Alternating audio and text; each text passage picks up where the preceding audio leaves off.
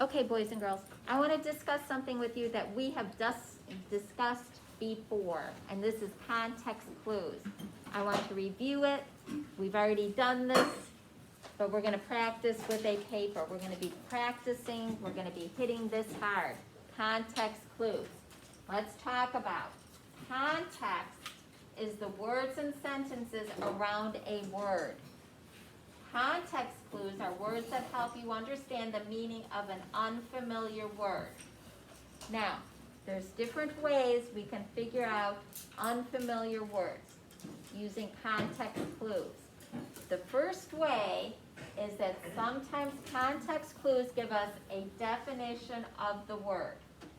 Here in example number 1, everybody look at example number 1. All eyes need to be here. Here's an example of that where they give you a definition of the unfamiliar word. Every fall, Eric's family takes a trip to see the colorful foliage or leaves in New England. Here's our unfamiliar word, foliage. Now, it gives us the definition. It says what? Yes? Or leaves. Or leaves. Foliage are leaves. Because it tells us that. It says or leaves. It's telling us another word for the word foliage. So it tells us another word for that word. It's giving us a synonym for it. So that's one way we can look for a meaning of an unfamiliar word, by looking to see, is there another word for it? Is there a synonym? Is there a definition for it? Here we have that, okay? Now, other times they give you an example that helps you understand the word's meaning. Sentence number 2 gives us some examples. If you have a phobia, such as fear of flying or fear of cats, you can learn to get over it. So phobia, it doesn't give us a definition, but it gives us examples of phobias. It says such as, here are examples of phobias. Fear of flying, fear of cats. So by giving us some examples, we can tell that phobias are things that people are afraid of, that we have fears of. So what can we say that a phobia is? What is a phobia? Yes? Spiders. Oh, just spiders? What is a phobia in general? A phobia is like if you say something like a fear of something. It's a fear of something. Yes, a phobia is a fear of something. It says here we have a list. Fear of flying, fear of cats. So that's the second way context clues work. They can give you examples of something. Now, the next way is they help you make an inference or a smart guess about the word's meaning. Pam was elated after the party. She couldn't stop smiling and told everyone it was the best day she'd, I think it says, ever had. So we have the word elated. Let me scroll up. So Tam was elated after the party. She couldn't stop smiling and she told everyone it was the best day she'd ever had. So it doesn't give us the meaning. It doesn't give us any examples, but we can infer, we can make a guess, we can make a smart guess, because it happened after a party. She's smiling, and she told everyone it was the best day. So what can we infer about the word elated? How does Tam feel? What do we think that the word elated means? Yeah. Happy or excited. Happy or excited. We could figure that out by what else is going on in the sentence. So here's what we're going to do. We are going to use this page here to work on practicing more with context clues, because it's so important to use our context clues when we're reading. So let's look at the directions. It's going to give us some more context clue tips. It says, circle the correct answer, because that's what we always want to do. We always want the correct answer, not the wrong answer. So who'd like to read number 1 for me? Read number 1. Clark, read number 1. After school, Diana. Diana ate a fruit snack and did her homework when her dad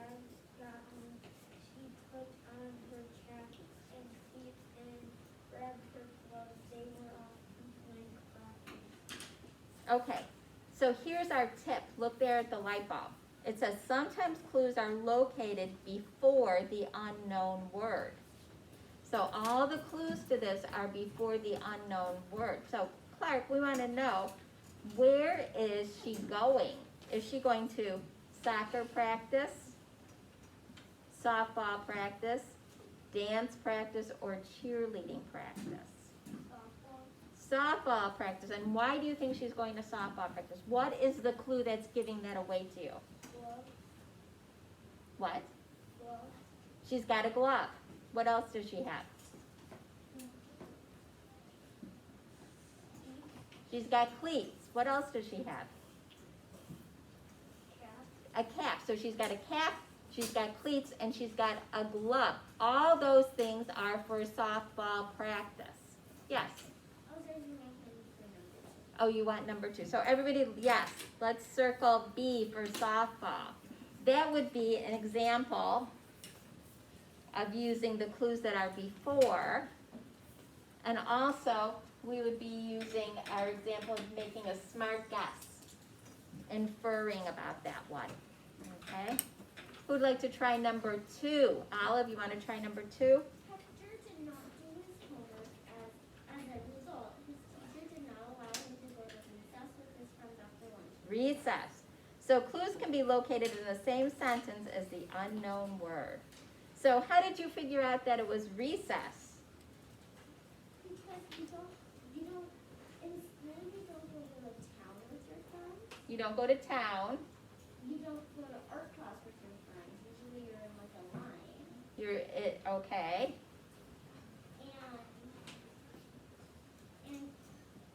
And to class, you would probably be already in class. You'd already be in class.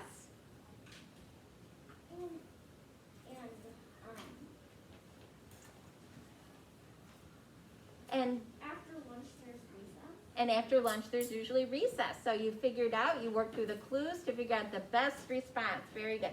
So number 2 would be recess.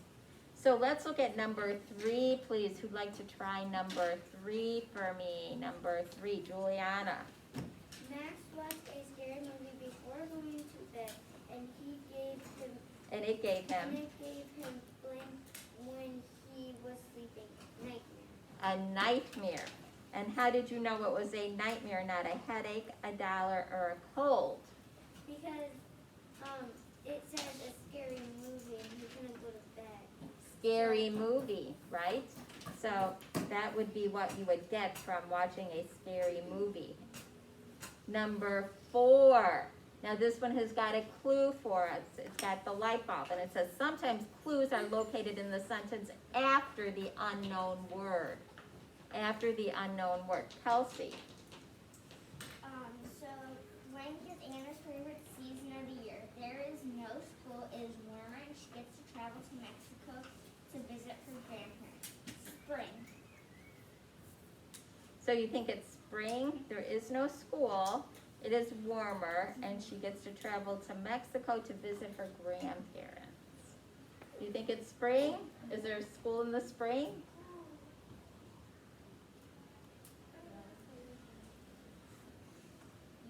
Yeah, there's school in the spring.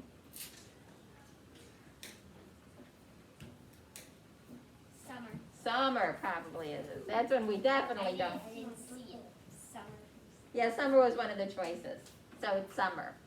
That's when there's definitely no school, and it is warmer, and it's usually when you get to travel, right? Mm-hmm. Yes. Okay, so summer. So now it says fill in the blanks. We have an answer bank. So let's look at our answer bank, boys and girls. These are our words. We have the word spelling, submarine, water ferry, math, rowboat, and baseball. So I'm going to give you a minute to read 5 and 6 and put the words in, and then I'm going to call on you. So do 5 and 6, and then I'll call on you.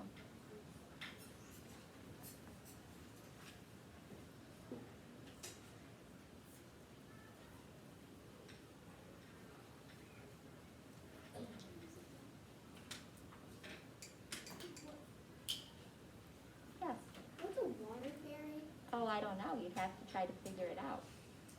That's an unfamiliar word for you. So you might have to use some context clues to figure that one out.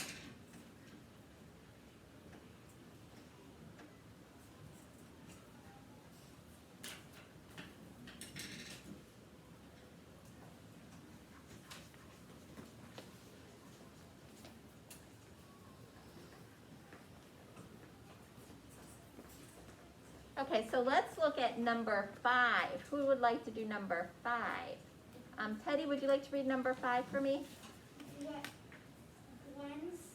skipped recess at school to get extra blank practice counting and adding money.